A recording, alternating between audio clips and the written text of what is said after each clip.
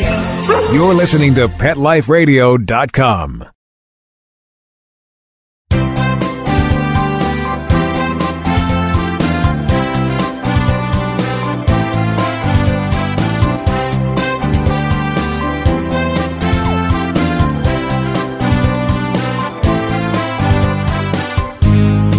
And welcome, good morning or good afternoon to all of you out there listening, tuning in to us here on Pet Life Radio's Ask the Vets with Dr. Jeff. I am your host, Dr. Jeff Werber, and we'll be for the next 30 minutes. And we're here to talk pets. We're here to talk about your pets. So I want to hear from you. Very easily done, 877-385-8882. Just give us a call. You can also log on to our, I must say, very new, great-looking website and web pages here at Pet Life Radio. You click on the Ask the Vets tab with Dr. Jeff, and you can just join in on the conversation. Scroll down. It says Listen Live every Sunday, and there's a place where you can join the conversation. Just sit there and type away, ask your questions. We will get to you live, which is great. Or you can send an email to Dr. Jeff at Pet Life Radio, and we will get you an answer ASAP, hopefully live here right on the show. And once again, we're here with the help of our sponsors, Prosense Pet Products. These are veterinary quality products that you can get over the counter at your mass retailers like your Walmarts and your Targets. They are great. And also Kong, K-O-N-G Toys. As a matter of fact, I mentioned it last week, and we'll mention it again a number of times for any of you here in the Southern California area, especially in the LA or Hollywood area. Kong is going to once again host the More Than a Cone event. And one of the things that Kong makes for both the pet and veterinary industry are the not so attractive lampshade collars, as we call them, the Elizabethan collars, the e-collars. And so what Kong did is they commissioned world famous artists, we're talking famous artists, to paint the cones using the cone as their canvas. And these masterpieces will be auctioned off, the money going to charities, animal charities. We're going to have a lot of celebrities there. It's going to be a lot of fun. And what they're also thinking of doing, which I think would be really cool, is maybe taking some of the winning designs, incorporating them at a mass level into the cone itself. So when your dog has to go home with one of those cones, instead of going home with a bland, off-white, clear-ish, whatever cone, they will be wearing a work of art. So it's pretty cool, and that event is coming up on the 11th of September. It's a Friday evening right at the Gene Autry, the Autry in Griffith Park. Tickets are available. You can go online to More Than a Cone and just do a little Google search and give you all the information. But that should be a really, really fun event. There's going to be a lot of entertainment, a lot of great food, a lot of celebs. So if you can, join the More Than a Cone people and Kong folks on the 11th of September, coming up really soon. So before we left our show last week, we were talking about many different things. We talked about car safety and harnesses. One of the things also I wanted to talk about was, when I was doing my trip to the Amazon a number of years ago, I was the sole U.S. veterinarian, and the other veterinarians that joined me on this trip, we were just basically capturing dogs and cats. I was bringing supplies from the U.S., vaccination, ivermectin, which treats mange, suture material, anesthesia gas. I mean, they had the machine, they just had no anesthetic gas. So I brought that. It was really an amazing, amazing trip. We must have caught and captured, close to 150 dogs and cats. If you look, you can go on to fixingfido.com and you can see footage of our trip. It's really, really amazing. But one of the things I noticed when we were working with these European veterinarians, there were a couple of vets there from Australia, one from New Zealand, one from Italy, that in Europe, the surgery that they do on female dogs and cats to sterilize is called an ovariectomy, where here in the States, we have for years done ovariohysterectomy. I just found it interesting because they've been doing ovariectomies alone for years. What was the purpose? Why are we subjecting our dogs and cats to a slightly longer procedure? I mean, after you get good at it, it's really not that much longer, but it is. Maybe the incision a little bit longer because you have to get the base of the uterus, the body of the uterus, we call it. Whereas if we were just going just after the ovaries, so we would just have even a smaller incision, which means shorter healing, less pain, etc. So where did this all come from and why? And the thought had always been that there are more problems associated with the female reproductive tract than just ovary. In other words, ovarian cysts, ovarian cancer. Yeah, of course, that's a problem. That's something we need to deal with. The estrogen influence, especially early on in the future development of mammary cancer, is a well-known link. So there too, of course, we all agreed that it is important to remove the ovaries. But why the uterus? Well, there are other diseases that do affect the uterus. Pyometra, for example. It's a uterine infection. Endometritis, okay? Uterine cancer. So these two were reasons that we here in the U.S., when we were doing our surgeries, we always did not only ovariectomies, but we also took out the uterus, thus OVH, ovariohysterectomy. So what we're learning from the rest of the world, basically, one thing we know about pyometra, what makes pyometra possible is that when the estrogen influence on the uterus, it usually seemingly happens usually after a heat, more often than not, like maybe 8 weeks or so after a heat.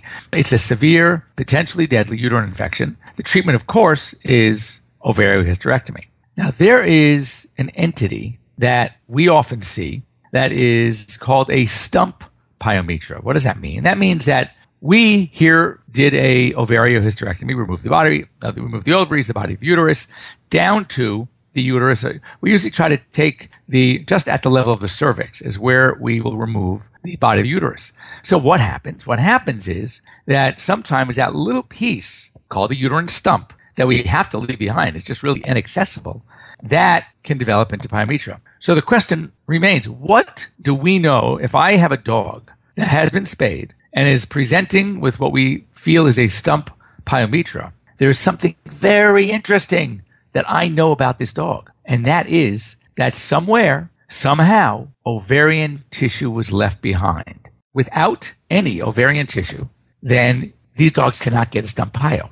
Well, the Europeans apparently know that. Why? Because they feel that if you do a complete, no mistakes, not leaving any ovarian tissue behind, ovariectomy, the uterus survives solely on the estrogen influences, the hormonal influences from the ovaries. So when you remove the ovaries, what happens to the normal, healthy uterus? It literally shrivels up and dies. It creates a band of tissue. It's just there. It serves no purpose. It can't get pyo. It can't get cancer. So it's just there.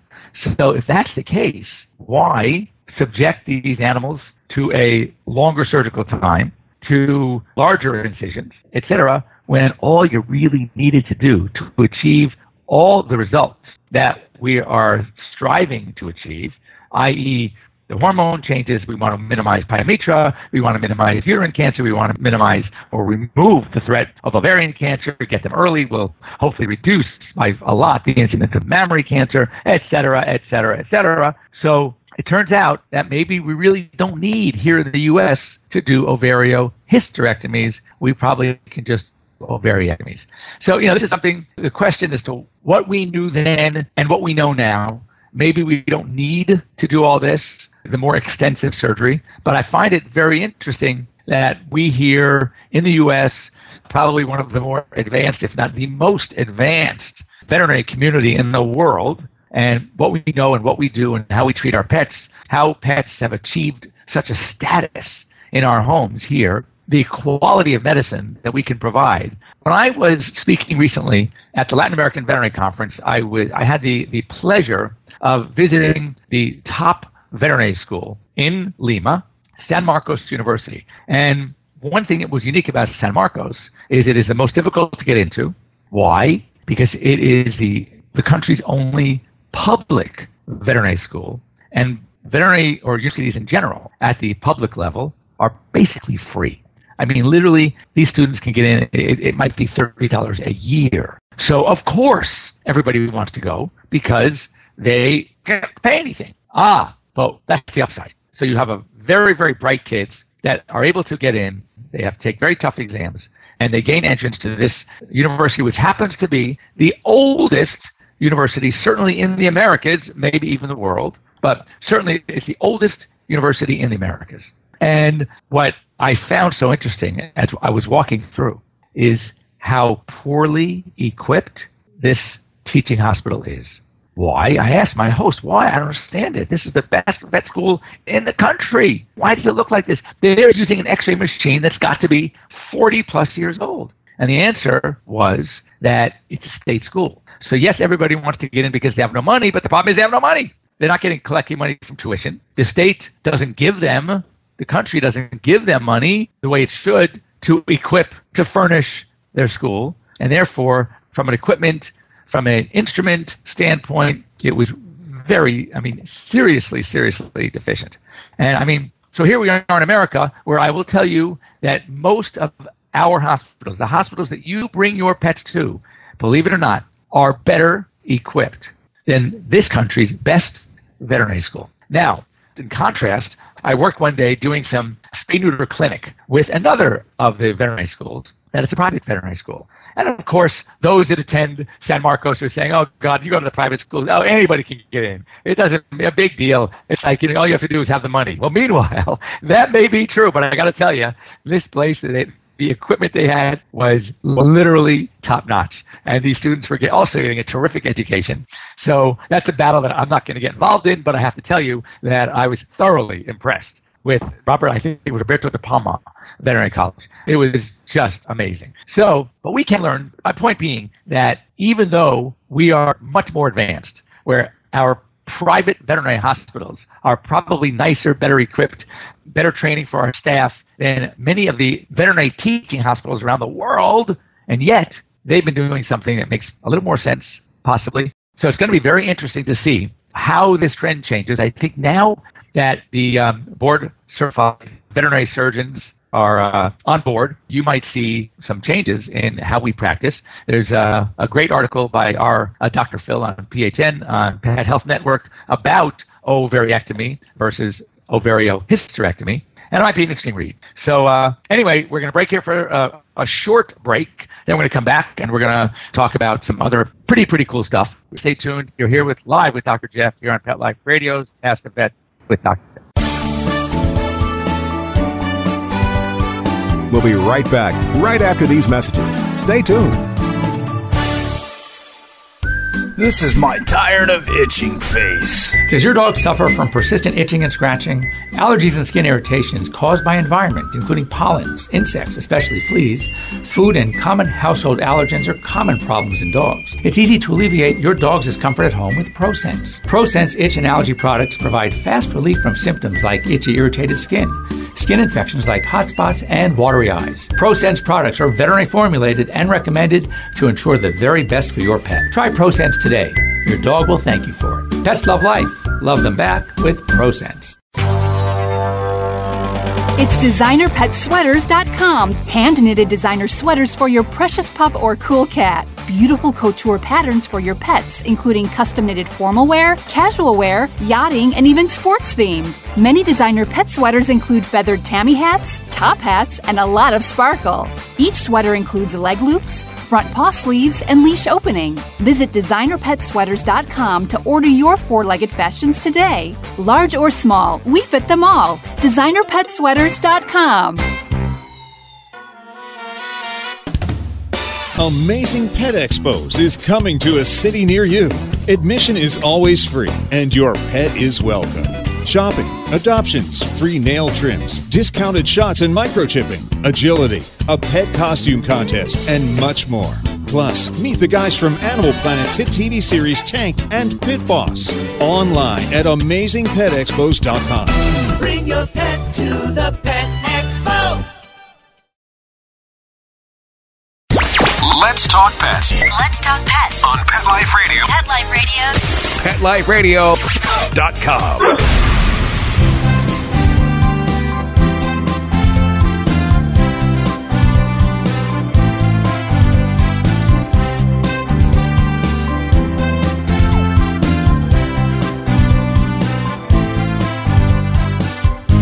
And welcome back. You're here live with Dr. Jeff Werber, your host of Pet Life Radio's Ask the Vet with Dr. Jeff.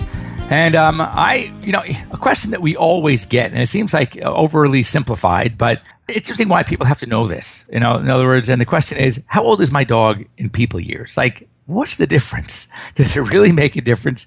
There's no really easy answer. So, you hear people say, oh, well, it's 1 year for 7. So, for example, when a dog is 1, they're like 7, 2 like 14, 3 like 21.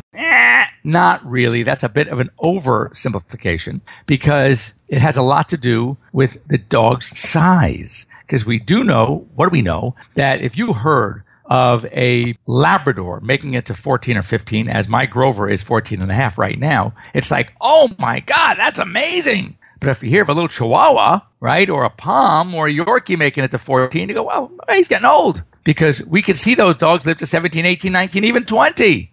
But are we going to see a large breed dog make it to the 20? Highly, highly unlikely. So there's a range. There's no simple answer. So that was a great article that I'm going to just kind of look. It says basically, how old is your dog in people years? This is reviewed by Dr. Clements who's an internal medicine specialist. I think it's pretty cool. So basically, we're going to go through some sort of milestones in years. So the thought is this. We know that the larger dogs mature more rapidly, and the smaller dogs take a little longer to mature. So, for example, to reach adolescence, a small breed will need about 2 years, whereas a big breed, by the time they're a year and a half. So this chart's pretty cool. And I'm going to talk to our producer, Mark, see if there's a way we can get this posted and sent out, just to at least have it on the website. But age 1, when your dog is 1 year, if you have a small breed, that's about it's going to be ultimately anywhere from 1 to 20 pounds. That's about 7 years. A dog 20 to 50, 7. A dog is going to grow up to about 50 to 90 pounds. It's like 8. And a large breed dog over 90 pounds is 9 after a year. By year 2, this is where it gets. So look, you're looking at a 2-year difference. Big deal. 7 to 9 for a little dog to a giant breed. But check this out. By year 2, it's not 7 years anymore because the little dog is now only 13. The dog who's 20 to 50 pounds, small, medium, right, is about 14 years. The large, medium to large, is about 16. And check this out. The giant breed is now 18. So by the time they're 2 years of age, they're 18 already. And then it goes on and on. So let's take a 6-year-old dog. 6-year-old dog, if we went the medium 1 per 7, then you're probably right on because that's about right. 20 to 50 pounds, 1 per 7 works. You got about a 42. All right. But the small breed is only 40. The large breed is 45 and the giant is 49. Now, if we went a little further to see how it changes as they mature, let's take when we consider dogs seniors. We consider dogs seniors when they're about 8 years old, 7 to 8, for example. Why do I and my hospital recommend we start with routine blood tests? That's the dog who comes in, there is nothing wrong. He's healthy, he's eating, he's got great stool, everything is perfect. When do I want to start taking lab work, annual physical lab work, get a blood, get a urine, maybe take a chest x-ray? Around 7. Well, check this out. A 7-year-old large breed dog is 50 and a giant breed is 56. Well, what do our doctors tell us? By the time we hit 50, we need to start going in as well. So they're there, whereas the smaller breed is only 44. Now, but at 8 years of age, now that small breed is even 48. The small to medium is 51 years of age. The large is 55. And wow, at 8 years of age, that giant breed dog is like 64. So now you could see the difference, how it is continuing from 56 to 64. That's 8 years in a year.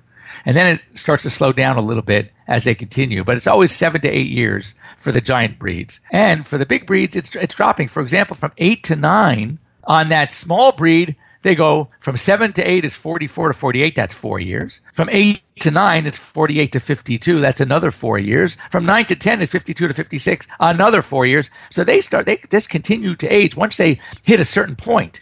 From 5 to 6, once they hit 6 years of age, every year for them, the medium and giant, it's 5 to 6 years or even 7 years or more. So now I look at my Grover, my 14-and-a-half-year-old black lab, who is, knock on wood, he is in amazing shape. So I look at him, and at 14, whereas my little Frenchie at 9 is 56, okay, my older Frenchie, at 14 and a half, my Labrador, Grover, is like 90, almost 91. And if I had a giant breed who hits 14, which would be amazing, 108. So they even stopped counting, and that's when we start thinking of really geriatric. That's when, you get these dogs that are coming in, and the complaints are, they are just, it's not like they're totally incontinent, they're peeing, or in the house, they forget their house training, or they walk around at night pacing and panting. They don't seem to hear you as well anymore. This is when they're going from a senior to really geriatric. And we have to obviously make adjustments. This is where there's no right or wrong when it comes to the decision, that difficult decision that we often are forced to make about when do we say goodbye, because it's different. There are some people that if you have a smaller dog who is in the hundreds, and that could be a dog, let's say a small breed that's 20 or 21, and that's what's interesting. In order for a little breed dog, a small breed, under 20 pounds, to be called over 100, they have to be 21 or 22, 100, 104. To be 108, they have to live to 23. Whereas a giant breed, to be quote-unquote 108, they only have to make it to 14. So you see that how different it is and how the formula changes for size and also as their years progress. So to go back to what we talked about early, to say simply that, it's 1 per 7, may not be a good idea. So when you're a veterinarian, when you have that giant breed who comes in and he's only 6 or 7, and the doc says, hey, it's time to do our bloods and our x-rays, maybe a little EKG, understand we're doing it for your pet's own good, because if we can catch some of these conditions early, then there's still a greater possibility of being able to slow a process down. Could we eliminate it? Could we stop it? Maybe not. I'll be more bold. Most likely not. But can we make adjustments in lifestyle, in diet, in supplements, in exercise to make it easier and to slow this process down? Absolutely. So understand, and I tell this to people all the time, if they're coming in, there's a little bit of a problem, and I say, your dog is 9, your dog is 8, whatever it is, and even if it came in perfect, I'd still recommend doing what we're going to do today. I make sure I don't say doing what I would like to do today, because for me, it's not a choice. And I want to make sure that the owner, it's not a choice. And I say, this is what we're doing today, because I don't want it on my conscience that I missed something that could have been fixed, that could have been saved, the process that could have been caught early and slowed down. I mean, what they say about certain cancers in people, that by the time the diagnosis is made, it's too late. There's not a whole lot you can do. So it's really no different. So when you have that senior pet coming in, and it's a senior, and they're here, and they're acting just fine, I can't tell you how many masses, for example, a splenic mass, that we found on a routine x-ray or a routine ultrasound. No disease yet. It wasn't ruptured yet. It wasn't bleeding into the abdomen yet. But we took an x-ray because it was time, and we found something that we were able to help, that we were able to fix, that we were able to remove. So it's very, very important, now that you know ages, how old your pet really is. As I said, we're going to try to get this really, really cool chart posted on the Pet Life Radio website or on under my page on Pet Life Radio. But it's really cool. So you can know and sort of clarify all the confusions that you've had over the years about just how old is my dog in people years. So anyway, our time is up here on Pet Life Radio. Ask Vets with Dr. Jeff. I want to thank you for joining me and welcome me into your homes, your car, or wherever it is that you're listening. In the LA area, mark down September 11 for the More Than a Cone charity event at Griffith Park. Once again, thank you to Kong and to Prosense Pet Products for helping us with our show. And we will see you next week. Have a great week, everybody. Let's Talk Pets, every week on demand, only on PetLifeRadio.com.